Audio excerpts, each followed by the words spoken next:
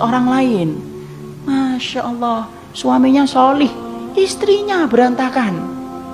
Kita sering menyalahkan suaminya ketika solih, ketika istrinya berantakan. Hei, antum gak ngerti ikhwan, bisa jadi suaminya itu nangis-nangis di dalam sujud, minta sama Allah supaya istrinya itu benar. Tapi apalah daya, wong hidayah miliknya Allah. Kita sering nyalahkan, anaknya ustadz kok nakal. Kan kita sering gitu. Tanpa kita sadari kemudian kita komentar, keluarganya ustadz, ini ustadz besar ini, anaknya kayak gini. Kita sering menyalahkan keluarganya ustadz, bahwasanya semua keluarganya ustadz itu semuanya harus solih. Ikhwan, jangan nyalahkan ustadznya. Mungkin ustadznya sudah mandi darah untuk meminta kepada Allah supaya anaknya benar dan ngikutin jejak dia. Tapi apalah daya, hati itu yang menguasai Allah, bukan kita. Hatinya antum aja yang menguasai siapa? Allah, ikhwan. Kita aja tidak mampu menguasai hati. Antum apa menguasai hati? Enggak, ikhwan. Antum tidak menguasai hati. Sampai antum ketawa dan nangis saja antum tidak pernah ngerti kok kapan antum bisa ketawa dan nangis. Saking kita tuh nggak menguasai hati. Pernah nggak ada yang ngomong, insya Allah nanti jam 10 tepat saya akan nangis, Ustaz? Tidak ada. Kita tiba-tiba nangis sendiri. Tidak ada yang ngomong, insya Allah nanti pada subuh saya akan tertawa terbahak-bahak. Kata siapa? Kita habis subuh malah kita tidak tertawa, tidak nangis, diem aja. Karena kita tidak menguasai hati kita. Loh, sampai hati antum aja tidak menguasai, apalagi hati orang lain. Makanya sampai Nabi berkata dalam salah satu doanya, Inna quluba bani adama baina isba'aini min asabi'ir rahman yusarrifu haitsu yasha. Sesungguhnya hati setiap anak manusia itu berada di antara jari jemarinya Allah. Allah yang memutarbalikkan hati, bukan kita, ikhwan. Kalau kita berdakwah, kadang-kadang banyak yang ikut, alhamdulillah, tetapi Allah tidak kemudian menggandakan pahala antum hanya karena banyak yang ikut antum. Tapi kadang-kadang ketika kita berdakwah hanya mendapatkan 1 dan 2 orang, tidak apa-apa, itu tidak akan mengurangi pahala kita. Sudah berdakwah tinggal 2, yang 1 ngantuk, yang 1 ke kamar mandi, tidak ada sisanya.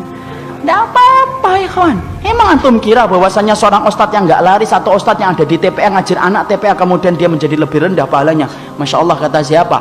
Bisa jadi mereka tidak terkenal di antara kita, tetapi menjadi orang yang terkenal di antara penduduk langit. Kenapa? Karena keikhlasan hati mereka itu mengetuk-ngetuk pintu langit yang diterima oleh para malaikat sebelum sampai kepada Rabbnya. Saya tidak pernah menganggap bahwasanya orang yang kemudian hari ini terkenal itu lebih baik daripada orang yang tidak terkenal. Antum baca, ikhwan, kalau di majalah Hidayatullah, saya itu sering kagum sama profil-profil dai mereka di pedalaman-pedalaman, yang mana kalau kemudian ketika harus ngajarnya harus ke tempat yang jauh, jalan kaki, kadang-kadang yang diajari 2 atau 3 orang. Saya pernah ngobrol dengan salah satu dai yang pernah ditaruh di Mentawai. Di Mentawai itu, ikhwan, sholat Jumat itu bawa kopi. Orangnya lagi khutbah semangat-semangat, yang dengerin sampai minum kopi. Coba kalau kita ngepul itu kepala. Tapi Masya Allah, ya harus sabar Ustaz. Mau gimana? Mau kita kemudian marah-marah, mau itu daerah mereka, merempul kita marah-marah, ya sabar. Jadi kalau kemudian lagi sholat, kadang-kadang lagi ini maunya nantilah sholat asarnya jam 4, ya jam 4. Maunya nanti jam 5, ya jam 5, sesuai dengan kemampuan mereka. Tapi Masya Allah, disitulah kita paham Allah tidak pernah nilai antum berapa banyak orang yang antum telah kemudian berikan ilmu, tapi Allah menilai antum sudah berikhtiar untuk menjadikan orang itu paham tentang Allah dan Rasulnya atau belum. Supaya kita jangan merasa kalau jadi suami merasa berhak untuk memiliki hati istri. Tidak bisa, ikhwan. Makanya kalau antum punya hajat tentang istri antum, minta sama Allah, gantungkan harapan kita sama Allah. Sama pula kita punya permintaan tentang suami, gantungkan kepada Allah. Karena yang memiliki hati suami dan hati istri kita itu Allah, bukan kita. Ini kita paham. Kenapa? Ketika antum mengatakan ihdinas siratal mustaqim, berarti antum meyakini Allah yang punya hidayah. Itu yang menjadikan antum meminta kepada Allah supaya diberikan hidayah. Ini Masya Allah, indahnya ketika kita paham bahwasanya hidayah itu miliknya Allah. Tidak perlu bagi antum kemudian mengkorek-korek, kemudian antum kemudian meminta hidayah supaya datang tepat waktunya. Tidak. Ya Allah, semoga dia diberikan hidayah sunnah bulan ini ya Allah ya, jangan bulan depan. Tidak bisa, Allah yang menentukan.